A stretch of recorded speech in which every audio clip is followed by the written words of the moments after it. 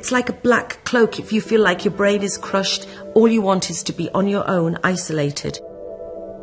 Like a wheelchair in your head, Stephen. Only someone who has had it knows how paralysing depression can be. You don't even want to go to the toilet. You don't want to make yourself food. Never mind looking in the mirror to see what your appearance is like. No one is immune. You just get to a point where you just think, you know what, I'm too much of a burden. It's so terrifying, and you are in an absolute inner turmoil of despair.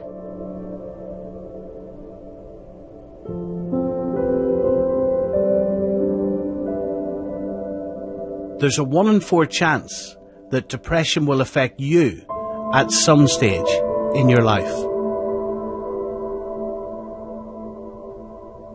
Don't tell me to put myself together and get myself on. Don't hurt me because I've got an illness called depression.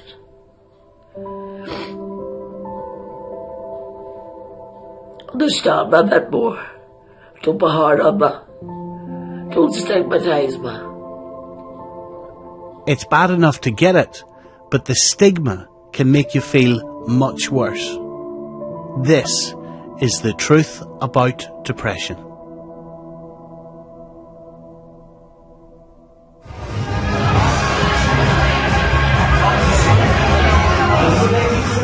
Cathal is facing a milestone.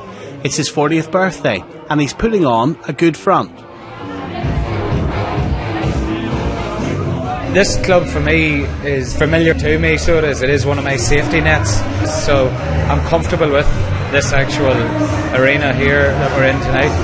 But it's at its limits. The sooner I get home and out of these silly clothes, like the better. I get a cup of tea in front of me, and it'll probably take me a long time to wind down the night. I don't know if I'll get to sleep because I'm on a high now, but I don't know, maybe the low will come shortly after it, I don't know.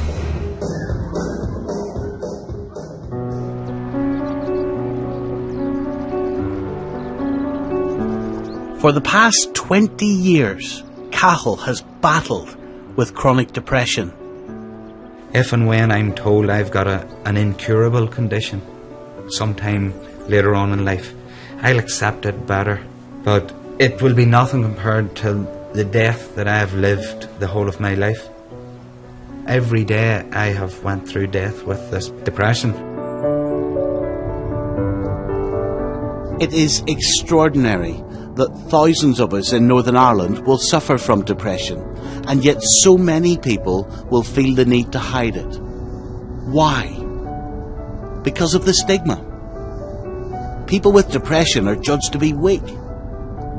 Some people even go so far as to think it does not exist. I wanted to find out the real truth about depression. Cathal's depression hit him suddenly when he was a student coming home from Belfast. I remember shouting at the bus driver, "Stop," and I had to get off. What was happening to you? There was a fear, a cloud just came all over me, so it did. Sheer panic, rush of emotions, and I didn't know, Stephen. It was like a deathly feeling, so it was, and I had to get out. So I was stranded on the side of the motorway, and I rang for my father to come and pick me up, and that was the start of my mental health problems. Cathal didn't leave the house for a year. It's not a thing you want to turn around and say to somebody, "I think you're mental," which undeniably I am. Whatever way you want to butter it up, I have a mental health problem. Are you frightened of saying that out loud? No, I'm not afraid to say it now, I've absolutely no fear of that stigma that's attached to it, accepting the fact that I have a severe mental illness was the first thing in curing myself. But for those not able to see their depression as an illness, it is really important to show what is actually happening inside the head. Examining the brain through imaging is a relatively new area of science, It's only been studied over the past 15 years or so. I've come to the University of Manchester, one of the main centres in the UK for brain imaging. The part of the brain responsible for memory and emotion is the hippocampus. It is here that depression shows up. What's fascinating is that the hippocampus in depressed people behaves differently than the hippocampus in those without the illness. So this is a cut through the brain, and I've just outlined in black the areas which were... Professor Ian Anderson is leading the research. There's been quite a number of studies which have suggested that people who are depressed don't just have an alteration in how the brain's working, but also actually in the structure of the brain. And the hippocampus has been one of the areas that's been most found to be smaller in people with depression. Smaller? Smaller. So you've got the hippocampus, which is this part of the brain which deals with emotion. Yes, and memory, yes. And if someone develops depression, are you telling me part of the hippocampus, the grey matter, shrinks? Well, that's what we've found. So a bit like if you don't exercise, your muscles shrink. Maybe the same happens with the brain. If a bit of the brain that's important isn't functioning so well, that area becomes essentially smaller. Professor Anderson explained to me how his studies show this change in the brain and how treatment affects it. Our group of patients were people who had been depressed for on average about 5 months, and the sort of people who'd be getting treatment from their general practitioner. And what we found was that if we looked at the hippocampus, we found a striking decrease in the amount of grey matter, that's the part of the brain that's got nerve cells and the connections between nerve cells in people who are depressed, and this was about a 25% decrease. So it's quite a striking and a staggering change, in fact. Well, you're dead right, it's staggering. So people with depression in your study had 25% less grey matter than those non-depressed people. In this area of the hippocampus, that's right.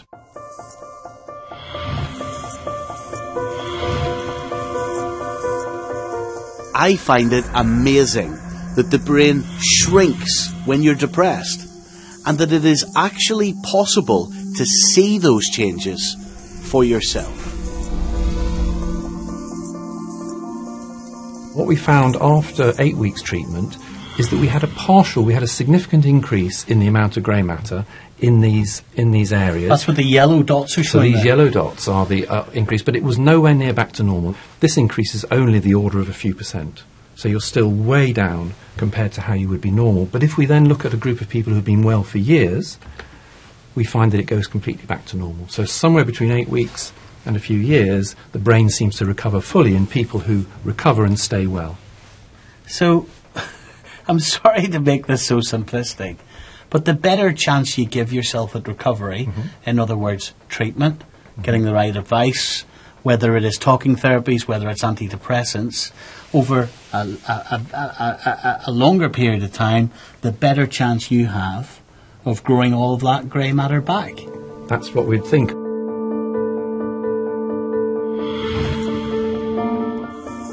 For those of you who are doubters, there is evidence that depression actually exists in the brain.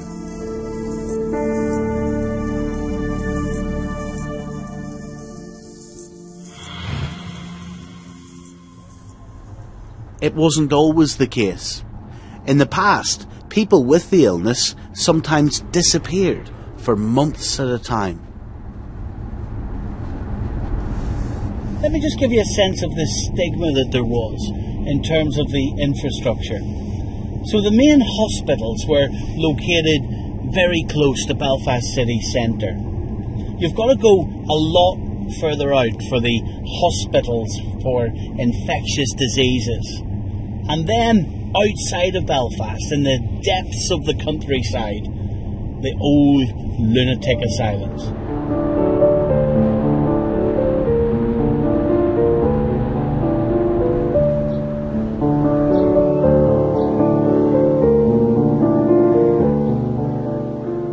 This is Holywell Hospital. It was actually built about 120 years ago for patients who were mentally ill to find sanctuary. The Belfast Asylum was at bursting point and they needed somewhere like this.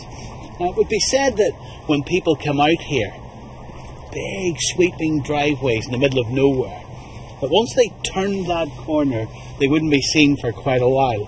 And actually that's where the phrase comes from, going round the bend.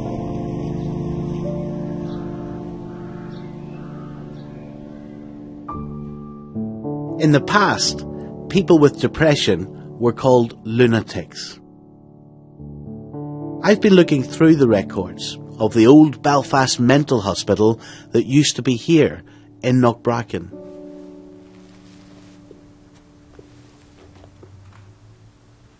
Here's John, 11th of May 1944, the war years.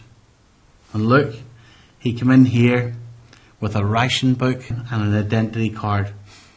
John didn't have much else. He had one pair of socks, one shirt and a gas mask. Here's Charles, came in 1941. Not very many possessions marked down here at all. He had one vest, two pair of socks, one shirt. Look what it says up the side. Deceased, no friends. All property to be destroyed.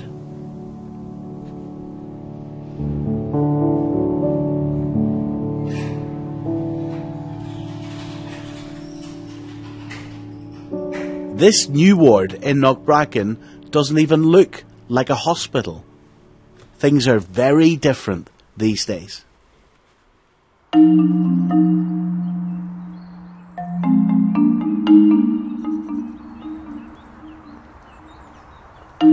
Heather had no history of depression. Everything was great. She was newly married and loved her job as a nurse. She was a first aider on a summer camp, and then one day her life changed forever when a child suddenly became ill. The child came to me saying that he was feeling short of breath and things just deteriorated very quickly. What happened? I don't really want to go into this too much. But don't go any further than you want to. He just had a severe asthma attack on the field, and we rang for an ambulance. But by the time the ambulance got there, we had to start, before they arrived, we had to start CPR.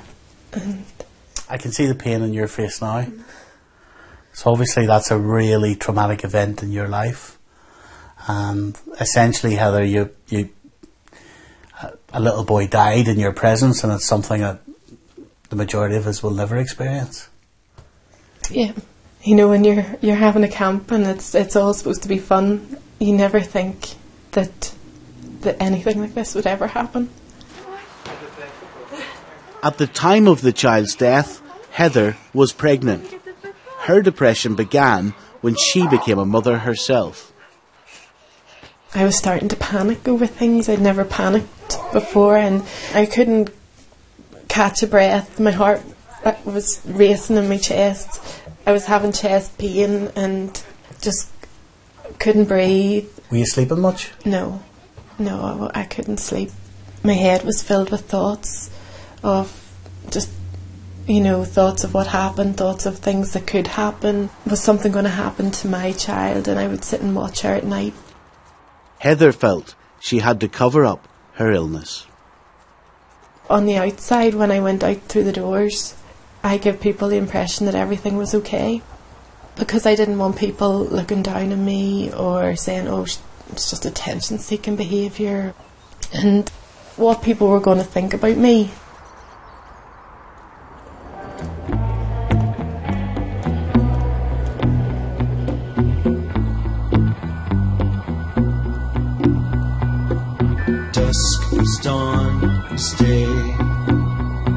America always seems to be a few steps ahead of us in medical matters, and I wanted to find out what they were doing. So I headed off to Missouri. Fast and slow, moving in still frame. ECT, or electroconvulsive therapy has got a bad reputation, thanks in part to films like One Flew Over the Cuckoo's Nest in the 1970s. If not a little bit heavy. Hello, Dr. Conway. Hey. I'll tell you what, you turn that on and I'll be suing you for millions, Dr. Conway. I wasn't going to have the treatment, of course, but I was curious about it and how it worked. It's hard to understand how a bolt of electricity to the brain could help depression. The whole point of ECT is to induce a seizure. What a seizure essentially is a massive discharge of neurons in the cortex moving in a wave. And why would you want to do that? How does that help depression? Over time, when you repetitively do this, when you repetitively induce these seizures, it's signaling to the different parts of the brain that are responsible for maintenance of mood to produce the normal amount of receptors on the neurons so that they go back to normal, sort of compared to defibrillating a heart. In other words, it's like a computer reboot to the brain. Usually about after 5 treatments or so, the person starts to feel not depressed. Why the controversy if it's all proven? I think the whole idea of introducing electricity into someone's brain is a frightening thing. And the type of ECT that's sometimes pictured in movies like One Flew Over the Cuckoo's Nest, we've come such a long way since then. So it's very safe now, and some people would even argue it's safer than medicine, because very, very few people have any problems with it.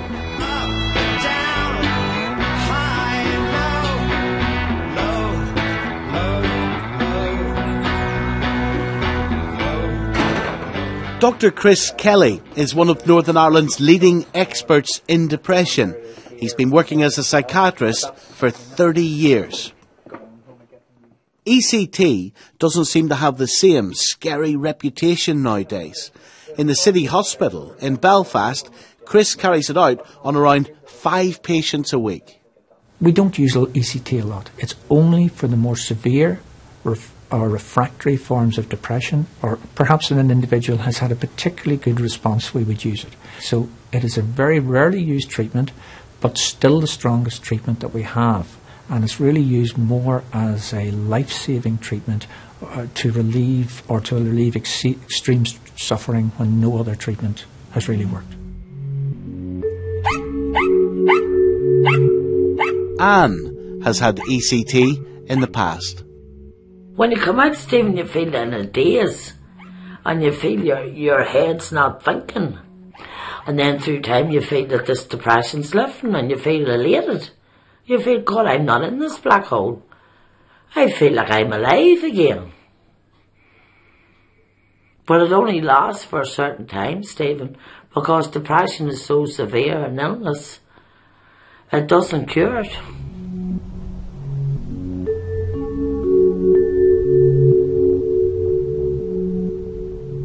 Anne has had a serious mental illness for the past 40 years.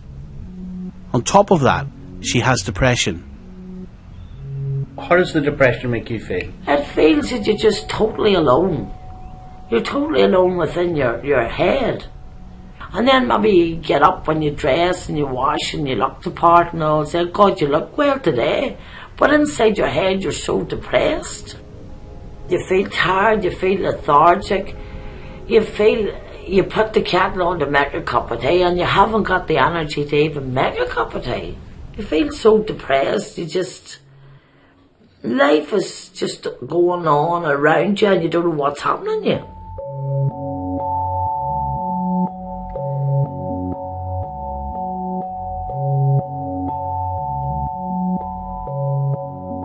My sister suffers from MS and I'll say, but her head's alright. She's a physical disability. Everybody can see that and help her. But to think, oh, Monty, Aunt's alright. Our Aunt's alright. But our Aunt's not alright. Our Aunt has this black hole in her head. Like a wheelchair in your head, Stephen. Anne knows only too well the stigma that comes with depression. People that will say to you, the silliest thing in the world, what are you to be depressed about? You've everything. You've got a good home. You can go here, you can take a beer. You can go and visit your friends. You're the life and soul of the party. You were always good crack when you were young. What happened to you? But it's a state of mind, which you can't explain. People will say, pull yourself together, get yourself on. That's the worst thing to say, Stephen. Why? Because if you could, you would. You're so depressed you can't do that.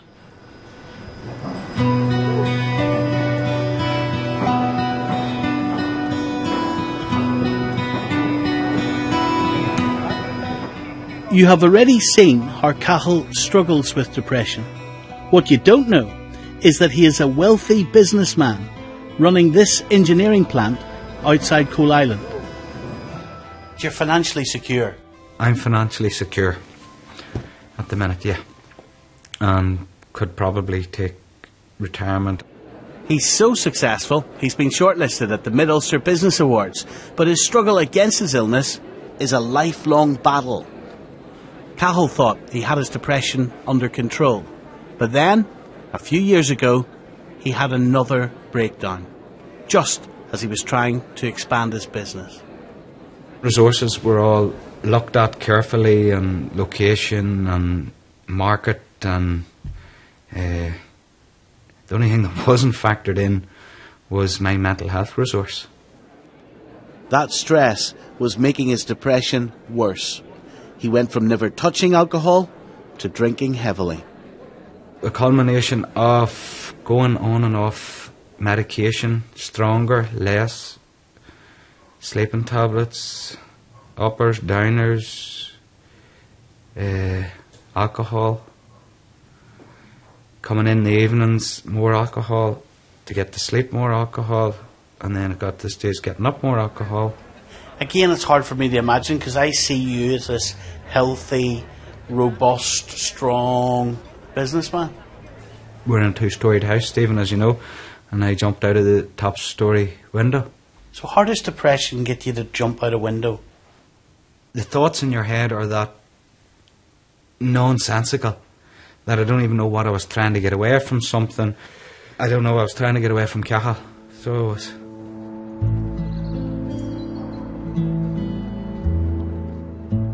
Like many people with serious depression, Heather reached a stage where she didn't think she could take any more.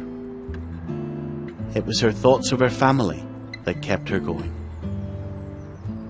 You just get to a point where you just think, you know what, I'm too much of a burden. And I think you get to the point where you nearly do think that it'd be easier for them. And, you know, looking back now, I know that it definitely would not have been easier. And it was definitely the wrong thing for me to think.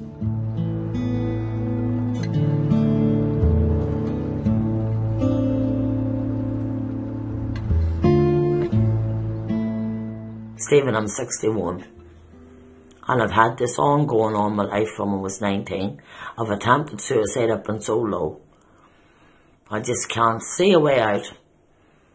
But with the backup that I've got, there's people out there to help. Why does it get so low that you decide to try to take your life? Why? You just feel you're in the way, Stephen. You just feel everybody's going to be better off without you. Depression is so severe. And you attempted it recently? I attempted it about 6 to 8 weeks ago. And what happened recently? The police got me, Stephen. And got me to the hospital. Because I'd mentioned to a stranger, I felt so depressed. And they must have picked up the sign and rang to get me to the house. Did they have to break the door down, or what happened? They came and they got the key off my neighbour. My neighbour keeps the spare key, and they got me in the fireman bed with the tablets in me. And got the hospital and got sorted out, thank God. Low, low, low.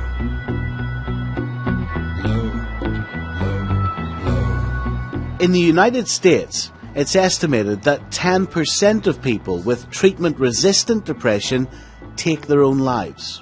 Vagus nerve stimulation therapy, VNS therapy, has a unique mechanism of action. But now there's an experimental treatment available even for the very severe cases. The vagal nerve stimulator is like a pacemaker planted under the skin that sends a signal to the brain. Susan is a teacher who decided to get one fitted after suffering severe depression for most of her life. The pulse comes from the battery pack. It travels along the wiring to the vagus nerve, and that impulse travels into the brain. It's no big deal. I can show you the scar.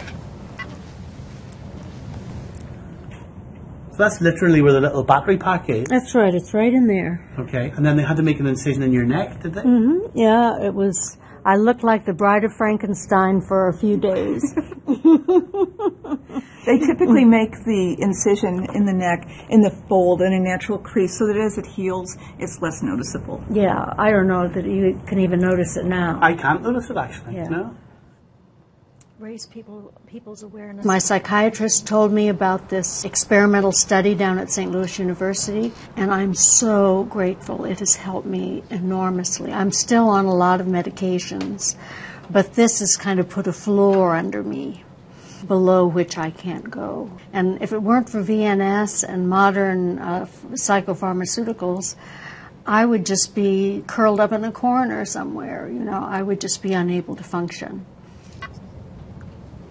So it's going to run through and it's going to send a signal to test that the communication within that whole system is operating correctly. Oops, it's working. Sometimes what happens... do you feel, Susan? Just feels like a pain in the neck. It's a stimulation. You sometimes get an area where it makes you cough or... Right? Am I right? Yeah. Okay. Can you tell me what you feel, Susan? Yeah, it's just a sharp pain, but it's very brief. And when that happens, I know that it's working. So I don't mind.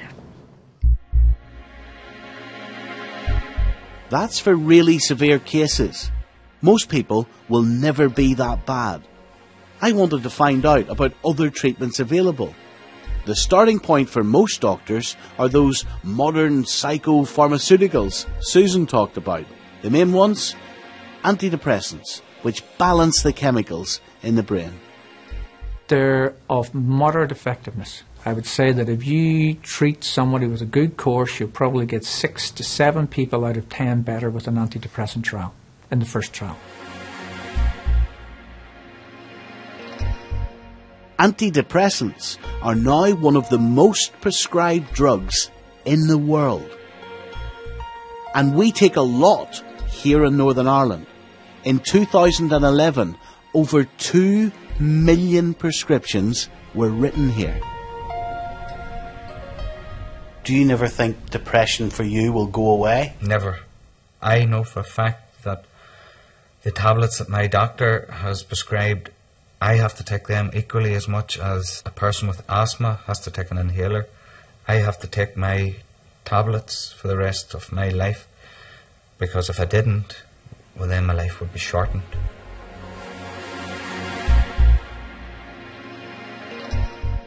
Doctors rate depression on a scale from mild, moderate to severe.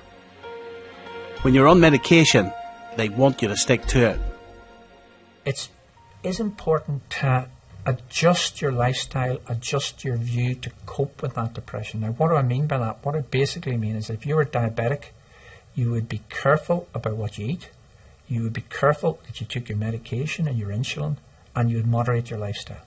For severe forms of depression, I do think there's an importance about compliance with the treatment, whatever that treatment is, that keeps you well, and an awareness that that may need to go on for a longer period of time than perhaps other illnesses, other treatments.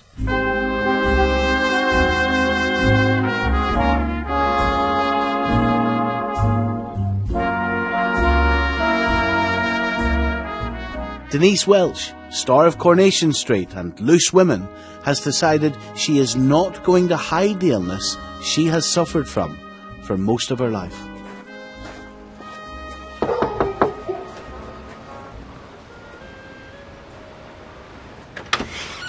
Hello, Denise. Where are you? Hope you like Nice to dogs. see you. I'm terrified of it. She's soft as anything. Hiya, All Stephen. right. Come on in. Thank you very much. Come on, I'll get the kettle on. Thank you very much. Can you describe what depression does to you? Or what words would you put to it? It's so terribly frightening.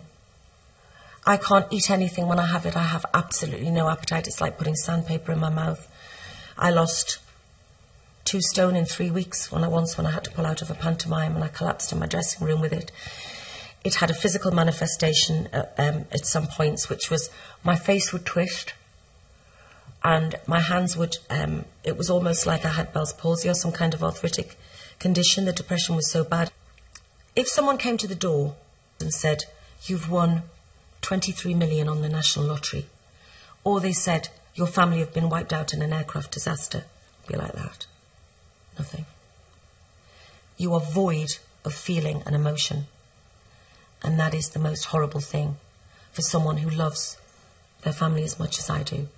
And if you lose that and think you won't get better, you'll probably end up killing yourself. And I used to use thought of suicide as a comfort blanket. What do you mean? If I don't get better, I can always kill myself. And everyone will be better off without me, because I'm not ever going to be able to live like this. I can't live like this. 23 years ago, when her son Matthew was born, depression struck out of the blue. I remember looking at the sterilising bottles, and my mum, she'd say, "Go and get the bottles ready. It's 4 hours, he's ready for his feed." And it was like someone had said to me, "There's Everest, go and climb it now."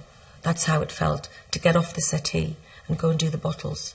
It was getting harder and harder for Denise to cover up her illness. She was a big star, I don't like Dougie asking you to do things that he's too scared to do himself. but was hiding a big secret. People out on the street then. She was leading a dangerous double life when she was filming Coronation Street. Wanted it, Dougie could have gone and got it. People just didn't have a clue what was really going on behind the scenes. The police don't look too kindly on people who demand money with menaces. I was self-medicating, I was using drugs. I got myself into some terrible situations. I was working on drugs. I was a mess, physically, emotional wreck. I was driving to get drugs at 3 o'clock in the morning. And you crashed big time, didn't you? Because you had the profile, the drink, the drugs. Was it self-destruct because of depression?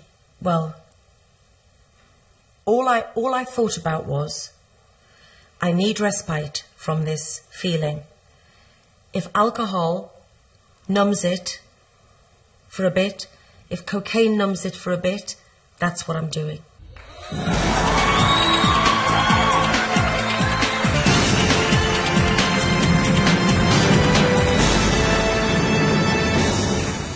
So, which mystery star will be the first to stare into fame's unforgiving abyss?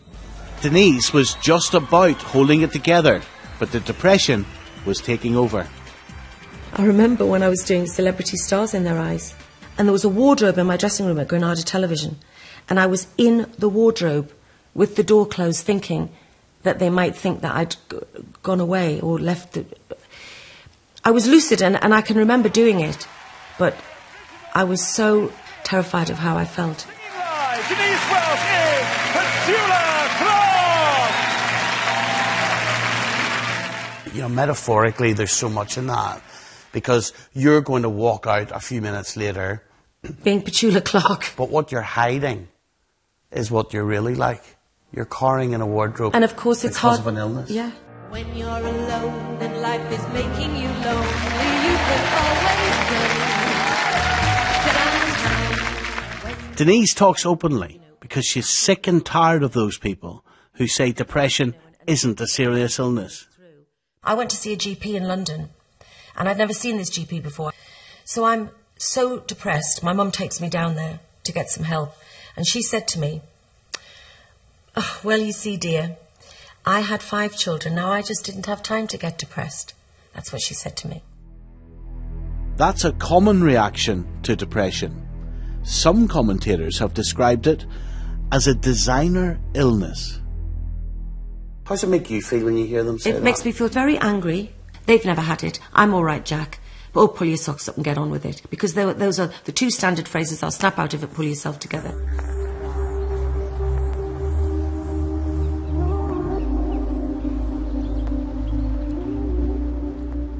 When people do say that to you, it puts an awful pressure on you, because you can't actually do it. And when you can't, it's like a failure as well. So I think it makes you worse. Well, it made me worse.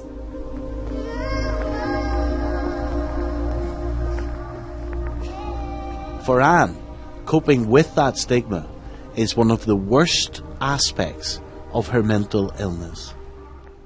So how do you feel when someone says to you, pull yourself together? You feel like saying, oh, you took my head and you be depressed. Because people are totally ignorant, Stephen. Ignorant in both senses of the word. They're ignorant of ill manners and they're ignorant of the knowledge of depression. Nobody wants to feel depressed. Do you think I want to feel if I could pull myself together? Of course I would. But it's so deep in your head, Stephen, you can't. And I can't pull myself together like a pair of curtains. Depression is that severe. Don't shout at me, don't tell me to pull myself together and catch myself on. Don't hurt me anymore. Don't hurt me because I've got an illness called depression.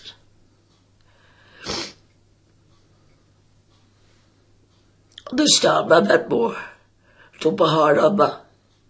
Don't stigmatise me. It's nothing to be ashamed of. It is an illness. Depression is an illness.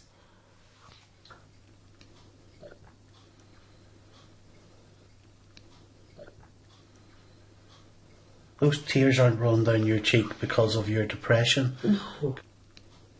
They're running down your cheek because you feel that people don't understand. Yeah. Exactly, Stephen. They're judging you. They're judging me. They're putting a label on me, Stephen. That is an attitude that psychiatrists are all too familiar with. I've worked as a psychiatrist for 30 years and I've sadly have looked after people where depression has been the fundamental cause of them taking their own life. I've also seen people who have come into hospital severely malnourished, who have been lying in their bed neglecting themselves. It exists. I've seen it for 30 years. Trust me, it exists. It's severe. It's life-threatening.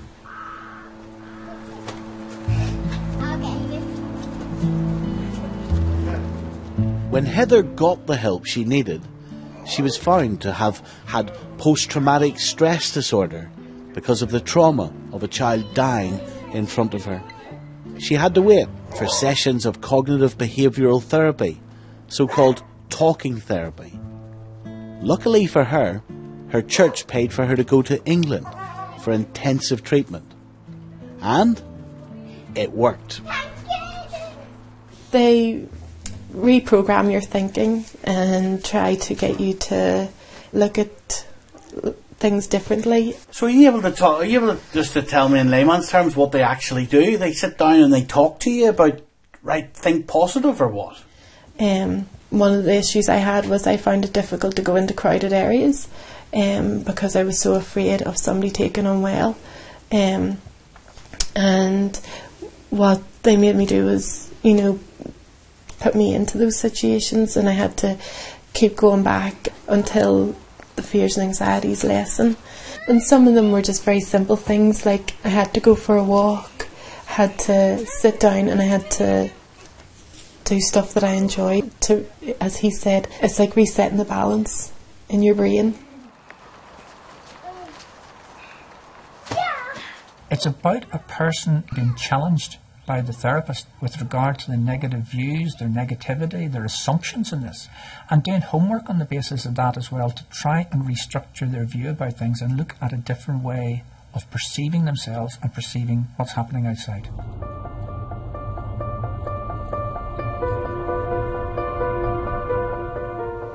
Science has been investigating just that type of negative thinking. I went to the Oxford Centre for Brain Research, where they have been examining activity in the brains of depressed people. Their work centres on the amygdala, a tiny area that's like the computer hub of the brain. Just like we saw with the hippocampus, the amygdala behaves differently in depressed people. This area here is the amygdala that we're interested in looking at. Just right in the centre there? Research scientist Catherine Harmer took a sample of depressed people and showed them negative images as she was scanning their brain.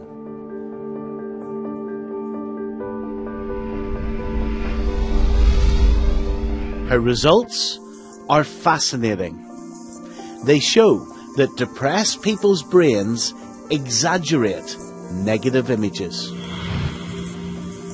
So these are all slices in the brain taken at different angles, showing the response or the difference in response in the amygdala in people who are depressed and people who aren't depressed.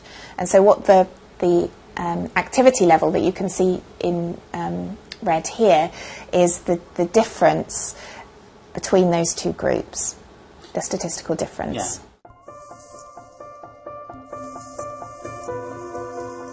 In other words, the science clearly shows that people with depression lose perspective, and part of their brain is much more sensitive to negativity.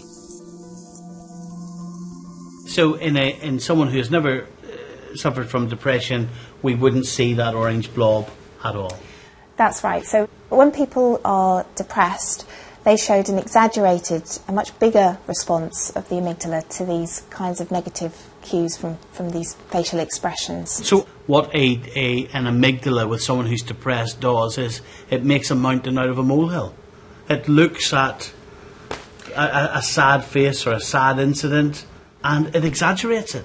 That's right, it's more tuned in to picking up even mildly negative or ambiguous cues and reacting as if it was a much more negative, a much more important stimulus.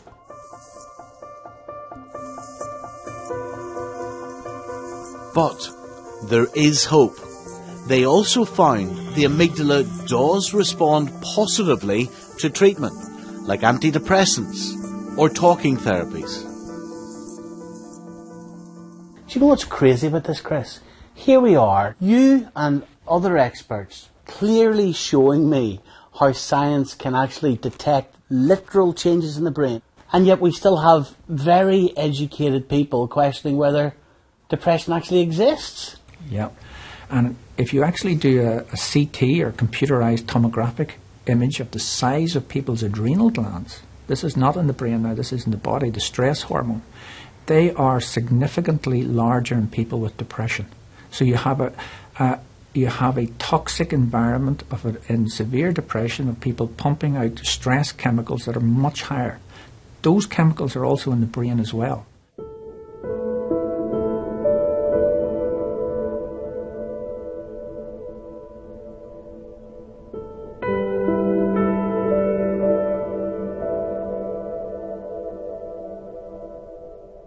This is a place where history and memory meet.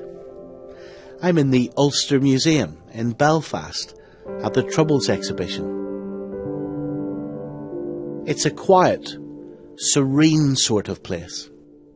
You can feel the sadness of the 3,700 deaths we had here. It's all recent history for many of us. Researchers have found that 40% of people here have suffered some sort of traumatic event. According to a study carried out at the University of Ulster, Northern Ireland has the highest recorded rate of post-traumatic stress disorder in the world. And here's something that might surprise you. It is still going on years after the Troubles have ended.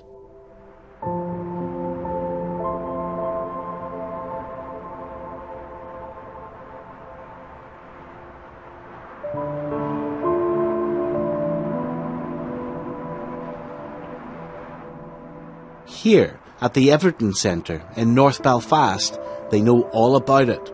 This unique centre is on the interface between Protestant and Catholic areas. What we find is that when you're traumatised, you live in the past. You live with the past events.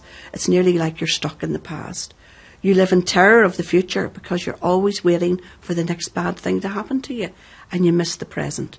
And what we hope to offer here is an opportunity to give people a chance to live back in the present in their daily lives. This is the only place of its type for people with troubles-related depression, and provides a safe place for them to tell their story and get help. We would have many of our clients with past addiction issues, for example, alcohol and trauma, drugs and trauma. Any kind of addiction and trauma is very related, because how else do you cope? You know, how else do you get by? How else do you survive? I was really surprised that most of the people using this centre are men between the age of 25 and 40. Many of them are under threat from their own side. Many of our young people would see the people who either shot them, took them away, tortured them on a regular basis. And so can you imagine how that heightens their fear and their terror? And many suffer from anxiety and depression. And particularly, I think many of them suffer from a lot of isolation and do present with the symptoms of the complex post-traumatic stress. The ripple effect of the troubles on families has never been measured. But if your parents were directly affected, the chances are your life will be too.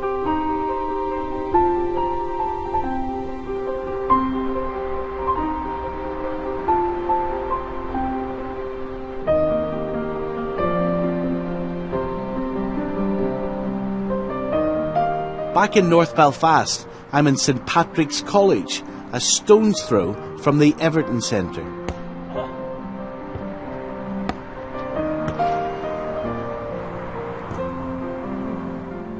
Depression. I'm talking about depression. The charity Aware Defeat Depression is trying to teach young people what to look out for in this talk for 12 and 13-year-olds. I'm going to give you situations in a day. And if I put you in better form, say higher. If I put you in worse form, say lower. You wake up in the morning, boys, and it's Monday morning. Straight away, you're a wee bit below par, aye? You get to school, you've spent all weekend doing a bit of homework, and you forgot it. Then your friend bounces over and tells you, that teacher's off today, we're going to have a free period for 2 periods and do nothing. Har. You go in the canteen at lunchtime, your friends are all over there and they're completely ignoring you, you don't know why. Then one of them comes over and says, God, I didn't see you, but I tell you a crack, and you play football and you have a bit of laugh. You're on your way home from school, you find 20 quid lying in the street. Har. Somebody accuses you of stealing the money and takes it off you. Then your friend phones or texts to tell you that the wee girl that you've liked for a long time likes you too. Tell the truth. Tell the truth. Somebody fancying you. See where your mood, boys? That's healthy. It goes up and it goes down. Now, if you were suffering with depression, it would look more like this. Thinking your friends aren't speaking to you, does that to your mood. Realising they are, does that to your mood. Fighting 20 quid lying in the street, does that to your mood. Been accused of stealing it, does that to your mood. Been told that the wee girl fancies you, you probably just wouldn't believe it, and it would do that to your mood. You see what I mean? Depression is a wild, sad mood that doesn't change. The things that normally would have lifted you and given you a wee lifting down again aren't lifting you anymore. That's depression. Does that make sense? Michaela knows too well the pain of depression. I lost my sister to suicide when I was 16. She was 18. And as I always say in the presentations, I genuinely believe that if somebody had come into our school and told us what I now tell the young people, she may not have become so unwell that suicide was an option. I believe very strongly that it is the stigma that stops people from getting help. Ideally, a healthy mood. You will be happy and you will be sad, but it won't go to the extremes. The talk was changing the boys' thinking. Do you think you would judge someone because they've got depression? Not now, I wouldn't judge them. But why? Because I fully understand why. And that it's not fun to make fun of people with depression, because it could happen to me or anybody else. So I wouldn't do it now.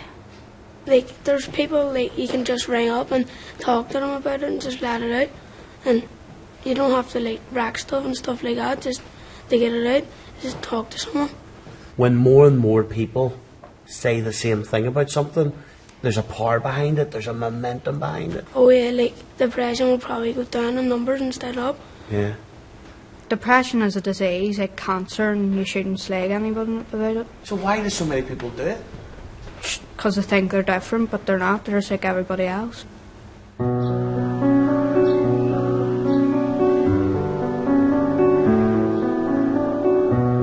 You would think we, here in Northern Ireland, would be a special case when you hear about the ripple effect of the Troubles. But it doesn't sound like it. In 2011, Professor John Appleby, a top economist, reported that Stormont spends up to 30% less on mental health than England, despite having over 30% more cases.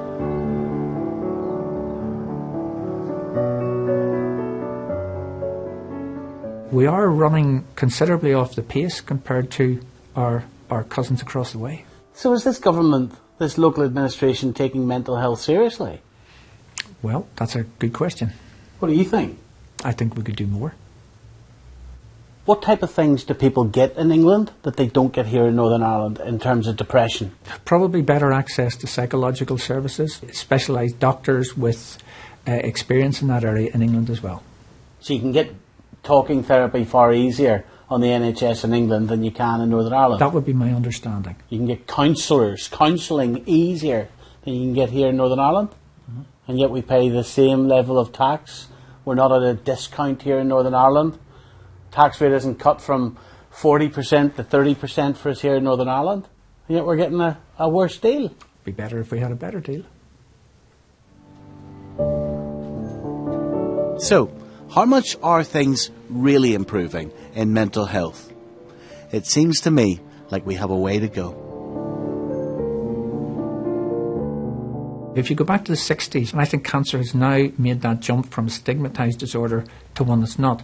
So, you know, we live in hope, and I hope that will change. But we do need to have champions. We do need to have politicians willing to move further in order to improve the treatments and improve the access to treatments for the population of Northern Ireland. Do you know what strikes me, Chris? We're educated in modern living now how to look after our bodies. I know I'm no shining example of having listened. Do you not think we should be educated in how to look after our brain?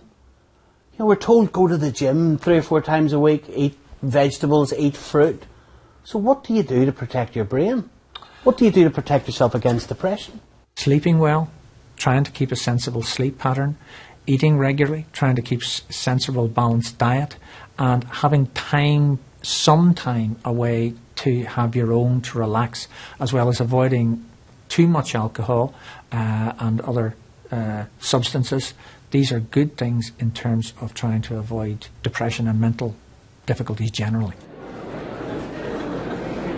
Cahill still manages to be at the top of his game, but at the Business Awards he can only get through the night with careful planning. It's quite an ordeal. I've already planned my day out, as in number 1, I'm beside an exit, in case you think that happened by chance. No, it wasn't. I asked for our table to be put beside an exit. So it's a safety net that I've learned to put up throughout my life. And I've also had a few tablets in me before I came here tonight, so...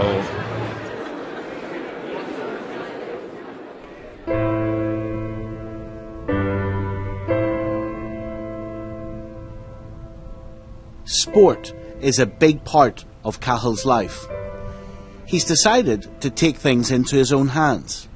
Here at Derrytress GAA ground on the shores of Lough Neagh, he's using his business skills to plan a £1.5 million centre to ensure faster treatment for depressed people in his area.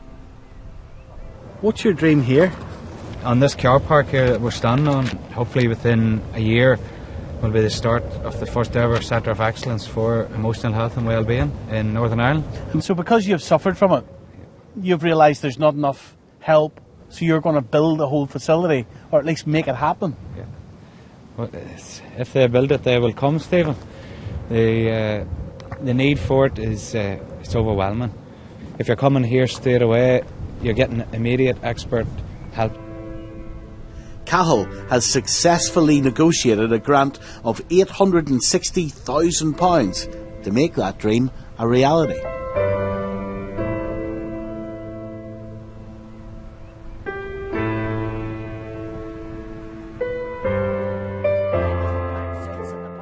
Anne keeps herself well with her medication and help from Mindwise, a charity for people with mental health problems. That's it, keep on. I go to Mindwise in Lurgan. We do boxercise, we do cooking. Boxercise? Yeah. You box? I could knock you out, Stephen. I'm thinking one of my nightmares would be if I was sent down to the BBC for you lot to practicing me. I'd be a woman. And you could sort me out too, boy. And does the boxercise help you in terms of your depression? depression? It relieves all the stress in your head, Stephen, yes. They do have a lot of things, you know, that it's around depression to get you lifted, your mood lifted.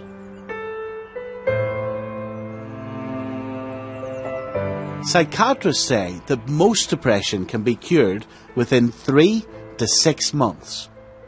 Heather is proof that depression doesn't have to be a life sentence, and it's possible to be cured. She's made great strides in her recovery. I feel that I'm getting my life back more than I have ever felt, you know, and every day I still have to make an effort. I still have to say, right, this depression could be here, but I just have to stop it. You know, I have to push it away. Are you back to having a life again? I am back to having a life. My husband's getting his dinner cooked for me again. You should be proud of yourself. Oh, I am proud of myself, and I think one of the important things, and one of the things that the doctor over in England, the specialist, he said to me, one day you can use your experience to help somebody else. And he says you can't just put it in a box and put it away and forget that difficult period in your life. You have to one day use that experience and help somebody else.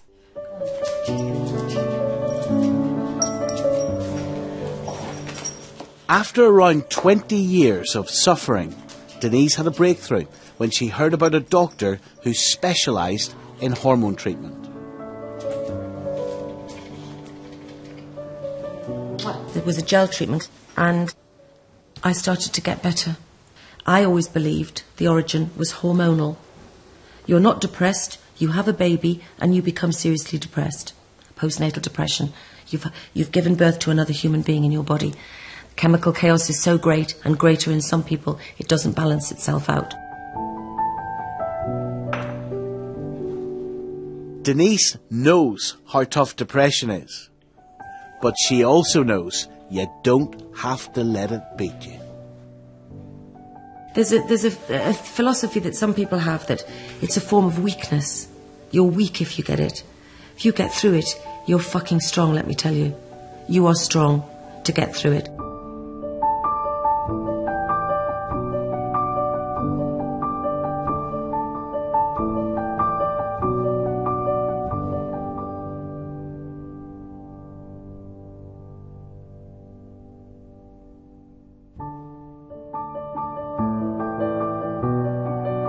For details of organisations offering help and support, call the BBC Action Line to hear recorded information on 08000 566 787. Lines are open 24 hours a day and are free from a landline, but mobile operators will charge.